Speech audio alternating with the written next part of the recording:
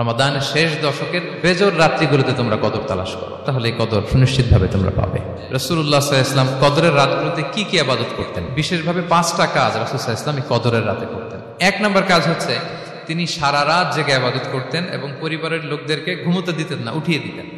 রমাদান মাস আসলে একটা আশা জাগা নিয়ে মাস। এই মাস আসলে আমাদের মধ্যে একটা উচ্ছ্বাস তৈরি হয়, একটা আবেগ তৈরি হয়, আমরা হোপফুল হয়ে উঠি। A month of hope. Ramadan কিন্তু আমাদেরকে আশা দেখায়। আমরা যখন রমাদানের বিভিন্ন রহমত বরকতের বর্ণনাগুলো শুনি, আমরা প্রত্যেকে আশাবাদী হয়ে উঠি। এবং বিশ্বাসীদের একটা বৈশিষ্ট্য হচ্ছে সবসময় আশাবাদী হওয়া, হোপলেস না হওয়া। আল্লাহ তাআলা সূরা ইউসুফে বলছেন, লা তাইয়াসু মির রাহিল্লাহ ইন্নাহু লা ইয়াইয়াসু মির রাহিল্লাহি ইল্লাল কওমুল কাফিরুন। তোমরা আল্লাহর রহমত থেকে নিরাশ হয়ে যেও না, তোমরা হোপলেস হয়ে যাও না। আল্লাহর রহমত থেকে নিরাশ শুধু তারাই হয় যারা অবিশ্বাসী, যারা কাফির। সো বিশ্বাসীরা সবসময় আশাবাদী থাকে। তো এই রমাদানুল মুবারক এটা আমাদেরকে সবসময় আশাবাদী করে, আমাদেরকে স্বপ্ন দেখায়, আমাদের হৃদয়ে আশা জাগায়। আমরা যখন রমাদান কেন্দ্রিক কথাগুলো শুনি আমরা উচ্ছ্বসিত হয়ে উঠি। যখন বলা হয় যে এই মাস আসলে একটা নফল করলে ফরজের সমান সওয়াব, তারপর এই মাসে উমরা করলে হজের সমান সওয়াব, তো এটা শুনলে মনের মধ্যে একটা আশা জাগে যে আমাদের আওয়ার রিওয়ার্ডস আর মাল্টিপ্লাই, আমাদের যে প্রতিদানগুলো দেয়া হচ্ছে নেক কাজের, এটা অনেক বাড়ানো হচ্ছে। তারপর যখন বলা হয় যে এই মাস আসলে জান্নাত খোলা হয়, জাহান্নাম বন্ধ করা হয়, শয়তানকে শেকলবন্দি করা হয়, মনের মধ্যে একটা আশা জাগে আমাদের যে না, বাঁচার একটা আশা ফিরে পেলাম, হয়তো এই দফায় আমি বেঁচে যাব, আমার মুক্তির একটা দিশা মিলবে, হয়তো আল্লাহ তাআলা আমাকে ক্ষমা করবেন এবং এই অপরচুনিটিসগুলো কাজে লাগিয়ে আমি মুক্তি পাবো ইনশাআল্লাহ, একটা আশা জাগে।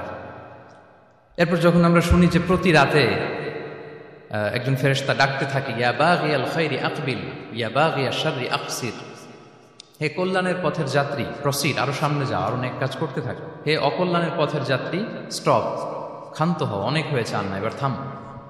এবং প্রতি রাতে ঘোষণা দেওয়া হয় যে ওয়ালিল্লাহি উতাকাউ মিনান নার ওয়া যালিকা কুল্লা লাইলা। রমজানের প্রতি রাতে অনেক মানুষকে জাহান্নামের আগুন থেকে মুক্তি দেওয়া হয়। এই যে ন্যারেশনগুলো যখন আমরা শুনি আমাদের মধ্যে কি ফিলিংস আসে? আশাবাদী হয়ে ওঠেন না আপনারা নাকি? আমার কাছে তো মনে হয় যে আমরা খুব আশাবাদী হয়ে উঠি, উজ্জীবিত হয়ে উঠি, খুব এক্সাইটেড হয়ে উঠি। তো এই রমজান কিন্তু আমাদেরকে এভাবে আশাবাদী করে তোলে। সহিহ মুসলিমের একটা বর্ণনা এসেছে যে রাসূল সাল্লাল্লাহু আলাইহি ওয়াসাল্লাম বলেন, কুল্লু আমাল ইবনি আদম ইউদাআফ ওয়াল হাসানাতু বিআশরি আমসালিহা ইলা 700 দিফ। অর্থাৎ বনি আদমের সব নেক কাজের সওয়াব বাড়াতে বাড়াতে 10 গুণ থেকে 100 গুণ থেকে 700 গুণ পর্যন্ত বাড়ানো হয়। আল্লাহ তাআলা বলেন যে ইল্লা সওম, সিয়াম ছাড়া সব নেক কাজের সওয়াব বাড়ানো হয় 10 গুণ, 100 গুণ, 700 গুণ, কিন্তু এই যে আমরা সিয়াম সাধনা করছি এটা ছাড়া। ফাইন্নাহু লি ওয়া আনা আজজি বিহি, মানে সব নেক আমলের প্রতিদান এটা লিমিটেড, হয় 10 গুণ কিংবা 100 গুণ কিংবা 700 গুণ, কিন্তু সিয়ামেরটা কত গুণ এটা আল্লাহ বলেননি, এটা আনলিমিটেড, এটা সারপ্রাইজ গিফট হিসেবে আল্লাহ রেখেছেন।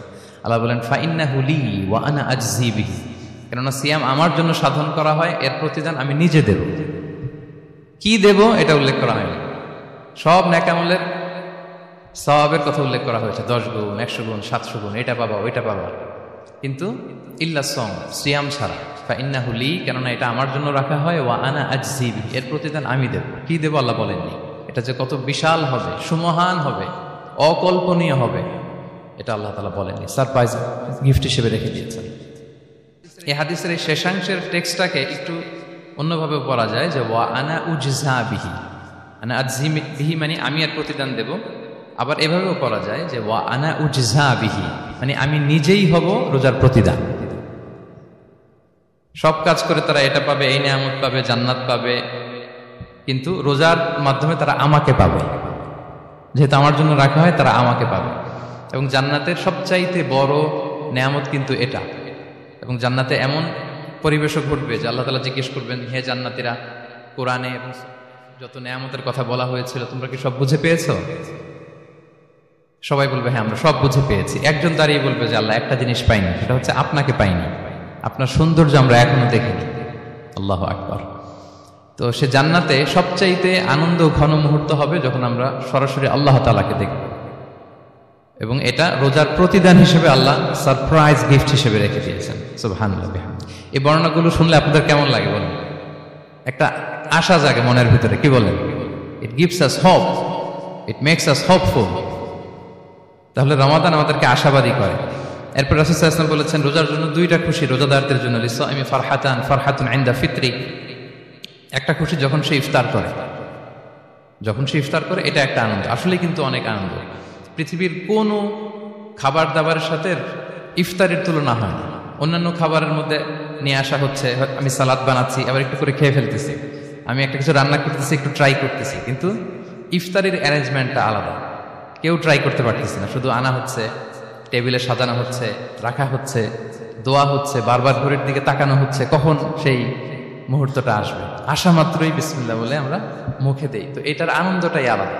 এবং রোজা শেষে প্রথম যে খাবারটা আমাদের মুখে লাগে এটার যে স্বাদ পৃথিবীর অন্য কোনো খাবারের ওই স্বাদ হয় না।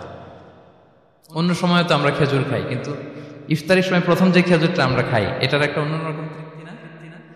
তার মানে জান্নাতের একটা আবহ এখানে, জান্নাতেও এরকম একই রকম খাবার দেওয়া হবে কিন্তু তৃপ্তি স্বাদ আলাদা। উতুবিহি মুতাশাবিহা।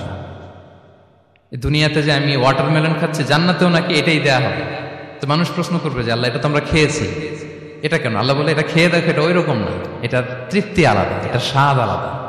তাহলে এটা একটা আমাদের আনন্দ ইফতারির সময়। আর একটা ফারহাতুন ইনদা লিকাই রাব্বি, যখন আমরা আমাদের রবের সাথে সাক্ষাৎ করব, সেটা অনেক বড় আনন্দের হবে। এবং জান্নাতে ঢোকার অনেকগুলো এন্ট্রি আছে, এই যে আমাদের এখানে কয়েকটা এন্ট্রি আছে। জান্নাতের একটা স্পেশাল এন্ট্রি থাকবে সাইমিনদের জন্য, রোজাদারদের জন্য। ইন্না ফিল জান্নাতি সামানিয়াতু আবওয়াব মিনহা বাব ইউসাম্মা আর-রায়্যান। অনেকগুলো দরজা, একটা দরজা আছে নাম হচ্ছে আর-রায়্যান।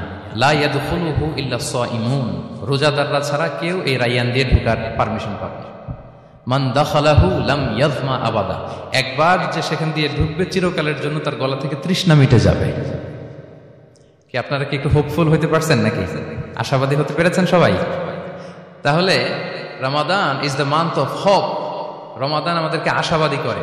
সম্মানিত ভাই এবং বোনেরা, আমরা উজ্জীবিত হয়ে উঠি, আমরা স্বপ্ন দেখি, বাঁচার স্বপ্ন, আমরা মুক্তি পাওয়ার একটা আমরা প্রচেষ্টা পাই এখানে। তাহলে প্রথম কথা হচ্ছে রমাদান আসলে আমাদেরকে আশাবাদী করে তোলে। রমাদান যেমনিভাবে আমাদেরকে আশাবাদী করে তোলে তিনি ভাই এবং বোনেরা, অ্যাট দ্য সেম টাইম রমাদান কিন্তু আমাদের জন্য অনেক সতর্কতামূলক বাণী উপস্থাপন করে। মানে এটা যেমনি the month of hope, at the same time it is the month of warning. দুইটাই আছে আর কি, চেক অ্যান্ড ব্যালেন্স। এটা যেমনি হোপ জায়গায় আবার ওয়ার্নিংও আছে। দুইটা ওয়ার্নিং এর হাদিস শুনি। সহিহ বুখারীর বর্ণনা, রাসূল সাল্লাল্লাহু আলাইহি ওয়াসাল্লাম বলেন, মান লাম ইয়াদা কাওলা যুরি ওয়াল আমালা বিহি ফালাইসা লিল্লাহি হাজাতুন আন ইয়াদা তাআমাহু ওয়া শারাবাহু। রোজা রেখে যে ব্যক্তি মিথ্যা কথা, মিথ্যা কাজ মানে পাপ কাজ, অন্যায় কাজ ছাড়তে পারল না, তার না খেয়ে থাকা, না পান করে থাকাতে আল্লাহর কিছু যায় আসে না। তার ওই রোজার আল্লাহর কোনো প্রয়োজন নাই। এটা জাস্ট উপোস, এটা জাস্ট অনাহার, জাস্ট আমি পানি খাইনি, আমি খাবার দাবার গ্রহণ করিনি, দ্যাটস ইট, এতটুকুই। এতে আল্লাহর কিছু যায় আসে না। এটার কোনো সিগনিফিকেন্স আল্লাহ তাআলার কাছে নাই যে রোজাও রাখলো আবার মিথ্যাও বলে, রোজাও রাখলো আবার গীবত করতেছে, রোজাও রাখে অন্যের জন্য অকল্যাণ কামনা করে, রোজাও রাখে খারাপ কাজ করতেছে, নিষিদ্ধ কাজগুলো করতেছে। তাহলে এই রোজা রাখা না রাখার সমান, এই রোজায় কোনো ফায়দা নাই। একটা ওয়ার্নিং পাওয়া গেছে না এখানে, যে ওয়ার্নিং, রোজা রেখে সাবধান, কোনো পাপ কাজের সাথে জড়ানো যাবে। আরেকটা ভয়ঙ্কর ওয়ার্নিং, যেটা বেসিকলি রাসূল সাল্লাল্লাহু আলাইহি ওয়াসাল্লামের পক্ষ থেকে গভীর হুঁশিয়ারি এবং বদদোয়া, বেসিকলি খুবই ভয়ঙ্কর এই বর্ণনাটা। মুসনাদে বাজ্জারে হাদিসটা এসেছে, হাদিসটি হাসান পর্যায়ের হাদিস। জাবির ইবনে সামুরা রাদিয়াল্লাহু তাআলা আনহু বলেন, সাইদান নবী সাল্লাল্লাহু আলাইহি ওয়াসাল্লাম আল মিম্বার, রাসূল সাল্লাল্লাহু আলাইহি ওয়াসাল্লাম মসজিদে নববীর মিম্বারে আরোহণ করলেন। ফাকালা আমিন আমিন আমিন, তিনবার তিনি আমিন বললেন, আমিন আমিন আমিন। ফালাম্মা নাযালা সুইলা আন যালিক, যখন নেমে আসলেন জিজ্ঞেস করা হলো, রাসূল সাল্লাল্লাহু আলাইহি ওয়াসাল্লাম আপনি আমিন আমিন আমিন বললেন, এমন তো করতে দেখি না কখনো, কেন বললেন? ফাকালা, রাসূল সাল্লাল্লাহু আলাইহি ওয়াসাল্লাম বললেন, আতানি জিবরিলু, জিবরাইল একটু আগে আমার কাছে এসেছে। ওয়াকাল, এবং বলেছে, রহিমা আনফুমরিইন আদরাকা রমাদানা ফালাম ইউগফার লাহ, ওই ব্যক্তির ধ্বংস হোক যে রমাদান পেল কিন্তু নিজের জীবনের গুনাহ ক্ষমা করাতে পারল না। কুল আমিন, আমাকে আমিন বলতে বলা হলো। ফাকুলতু আমিন, আমি বললাম আমিন।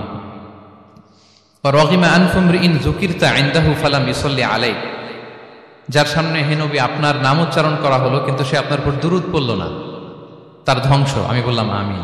রহিমা আনফু রাজুলিন আদরাকা ওয়ালিদাইহি আও আহাদাহুমা ফালাম ইউগফার লাহ, যে ব্যক্তি তার পিতামাতা উভয়কে পেল কিংবা দুজনের একজনকে পেল, কিন্তু তাদের সেবা শুশ্রূষা, তাদের প্রতি ইহসান করে, তাদের খেদমত করে সে ক্ষমা পেল না, আল্লাহর পক্ষ থেকে ক্ষমা অর্জন করতে পারল না, তার জন্য ধ্বংস। আমি বললাম আমিন।